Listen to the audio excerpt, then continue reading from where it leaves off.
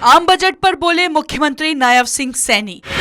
गरीब, महिला, किसान, युवाओं की आशाएं होंगी पूरी। विकसित भारत के निर्माण में लिखेगा एक नया अध्याय। कृषि प्रधान हरियाणा को बजट से होगा बड़ा लाभ। 3 नई योजनाओं की घोषणा से पैदा होगा रोजगार। मुख्यमंत्री नायब सिंह सैनी ने कहा कि प्रधानमंत्री मोदी के नेतृत्व वाली एनडीए सरकार के तीसरे कार्यकाल का पहला पूर्ण बजट गरीबों, महिलाओं, किसानों और युवाओं की आशाओं, आकांक्षाओं को पूरा करेगा। उन्होंने कहा कि मुझे पूर्ण विश्वास है कि आम बजट विकसित भारत के निर्माण में एक नया अध्याय लिखेगा।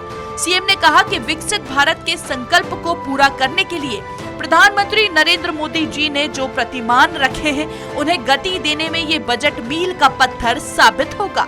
इसके साथ ही वित्त मंत्री निर्मला सीतारमण ने विकसित भारत के साथ साथ गरीब कल्याण और मध्यम वर्ग की अपेक्षाओं को भी पूरा ध्यान रखकर ये बजट पेश किया है। ये बजट संतुलित, सर्वस्पर्शी, सर्वसमावेशी है। इसके साथ ही उन्होंने कहा कि आम बजट विकसित भारत, आत्मनिर्भर भारत के निर्माण का आर्थिक दस्तावेज है। बजट में गांव, गरीब, किसान, महिला, नौजवान समेत समाज के सभी तबकों के सामूहिक विकास का संकल्प, हर क्षेत्र में आत्मनिर्भर बनने की दृष्टि और वंचित को वंचना से मुक्त कराने का रोड मैप है। बजट में कृषि को अधिक लाभकारी बनाने, अर्थव्यवस्था को मजबूत करने, औद्योगिक विकास को नई गति देकर आधिकारिक रोजगार के मौके मिले। फसलों की जलवायु के अनुकूल 32 कृषि और 109 बागवानी किस्मों के लिए कृषि अनुसंधान को बढ़ावा देने से कृषि प्रधान हरियाणा को बड़ा लाभ होगा।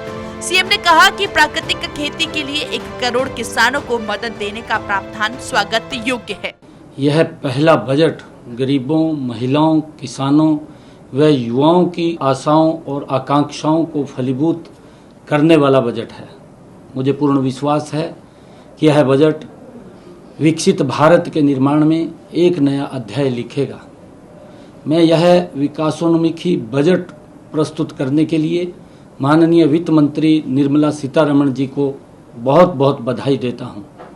इस बजट में आने वाले वक्त में कृषि को अधिक लाभकारी बनाने, अर्थव्यवस्था को अधिक सुदृढ़ करने, औद्योगिक विकास को नई गति देकर अधिकाधिक रोजगार सृजन करने का विजन दिखाई देता है।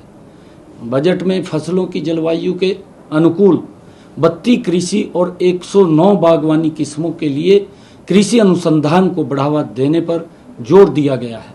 इससे कृषि प्रधान हरियाणा को बड़ा लाभ होगा। प्राकृतिक खेती के लिए 1 करोड़ किसानों को मदद देने का प्रावधान स्वागत योग्य है। इस बजट में एमएसएमई और विनिर्माण, विशेषकर श्रम विनिर्माण की ओर विशेष ध्यान देना स्वागत योग्य कदम है। एमएसएमई के क्षेत्र में विकास के लिए विभिन्न ऋण गारंटी योजनाएं और मुद्रा लोन को 10 लाख से 20 लाख करना छोटे उद्यमियों के लिए फायदेमंद साबित होगा। साथ ही जल संरक्षण के साथ साथ कीटनाशकों पर निर्भरता नहीं होने से उत्पादन लागत में भी कमी आएगी और आम जनता को शुद्ध भोजन मिलेगा।